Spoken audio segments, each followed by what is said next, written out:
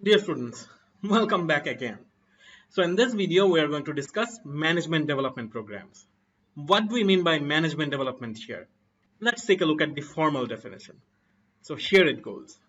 Management development is any attempt to improve managerial performance by imparting knowledge, changing attitudes, or increasing skills. Let's forget the formal definition. In simplest terms, management development program means whatever program we design to develop managerial skills among employees. So these programs help employees to become future successful managers. And I guess it's very clear from this photo. As you can see here, the management development programs help employees to stand out of the crowd. Okay? So what are some of the management development programs that we can implement in an organization? So first of all, we have global job rotation. Now, all of you know what job rotation is.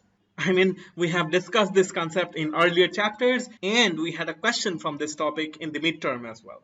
So just to help you remember, in job rotation, we rotate employees' job roles from one department to the other. So for example, from finance to marketing to HR and so on.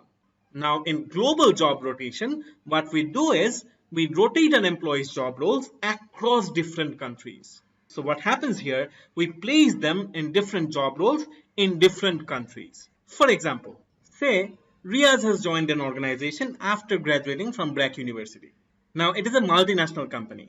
Now as part of Riaz's graduate program or management training program, the organization is going to send Riaz to work in their New York office for 2 months, and after that London office for 2 months, and finally Sydney office for another 2 months. Wouldn't that be great? Yes, that would be wonderful. And that is what exactly happens in global job rotation. So organizations send their employees in different countries to work so that they can learn in different environments and learn different managerial capacities.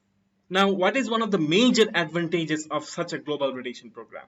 So here it goes. An advantage of global job rotation is that it builds a network of informal ties that ensures superior cross-border communication and mutual understanding. So when you have an experience of working with people from different cultures, you not only make friends across different countries, but at the same time, you have better communication skills and you develop a stronger sense of mutual understanding. So that is what global job rotation brings in you. So that is what happens in global job rotation. All right. Now let's move on to the next type of program, which is case study method. And I'm sure all of you know of this method very well, even better than me. So what happens in a case study method? Here is the formal definition. It is a development method in which the manager is presented with a written description of an organizational problem to diagnose and solve. Now, if you take a look at this picture, I'm sure many of you can relate. Why? Because most of you have solved case studies in the classroom environment. So here as well, the students are trying to solve a given case study. So in the organizational setting, the case study is solved in a similar way as well. So the manager is given a real life problem in a case study format, and the task of the manager is to solve that problem. Now you can obviously ask, why are we giving you case study in the classroom environment to solve them? It's because we want you to develop managerial capacities as students as well. Because at the end of the day, all of you are going to be successful managers in reputed organizations. That's what we want, right? So that is the purpose of giving case studies to solve in the classroom environment. So we are done with case study method. Now let's take a look at the next one. So as you can see here, the next one is role-playing method. And again, I'm sure many of you have done this role-playing activity in the classroom. Especially those of you who have done courses with me earlier, you have definitely done it. So what happens in a role-playing method? In role-playing, employees are given specific roles and are asked to perform a specific task in that role. Let me break it down for you. Now, as you can see, two people are sitting here. Let's assume one of them is Zerin and the other one is Nazmul. Now both of them are asked to do a role-playing activity. What is that activity? Say, Zerin is asked to play the role of an HR manager. On the other hand, Nazmul is being asked to play the role of a demotivated employee. So he is not satisfied with his job at the moment. So again, both of them are given two specific roles. One is the HR manager role, and the other is the demotivated employee role. Now, the task of Zerrin, who's playing the role of an HR manager, is to motivate Nazmul to do his work properly.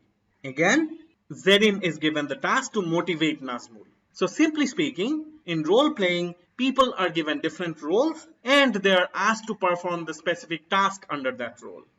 Now you can obviously ask, what is the benefit of such activities? Why do we need to practice role playing? Now, by playing these different roles, we develop certain skills among the employees. For example, if Zerrin plays this role, she will be able to develop motivating skills. So she will acquire the skills of motivating other people or other employees in the organization. Now, let me give you another example. Say I ask somebody to play the role of a negotiator. So I ask them to negotiate with somebody else. Now, by playing that negotiator role, that person will be able to obtain negotiation skills. And in today's business world, the skill of negotiation is a very important one. So that is one of the main purpose of role-playing activity, to develop certain skills. Alright, so we are done with role-playing. Now let's move on to the last one for today. As the last one, we have executive coaching. And as the name suggests, it is very easy to understand. And I'm sure by listening to the name, many of you have already guessed what happens in this method. So let's take a look what happens here. Here it goes. So who is an executive coach?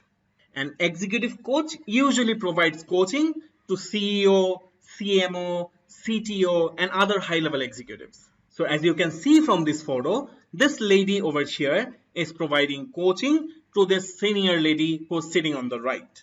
Now maybe she's the CEO of a given company. Now you can obviously ask, why does a CEO need coaching? Trust me, the executive coaching industry is $1 million industry. I mean, executive coaching is really important, because the task of a chief executive officer or chief marketing officer or chief technology officer is really important, and it's really difficult. So an executive coach provides coaching to these high-level executives. And the purpose of this coaching may include leadership development, or maybe team building skills development, or maybe even time management skill development. It can include any topic. It can also include people management skills, because as a CEO, that's a very important skill that someone needs to have. So the topics of executive coaching can be very diverse, all right? And trust me, executive coaches charge a lot of money for these types of coaching, because providing coaching to high-level executives such as CEOs, CMOs, and CTOs are really difficult and time-consuming. It takes a lot of research and analysis. So yes, we are done with different kinds of management development programs. So thank you for listening to this lecture. See you very soon in the next video.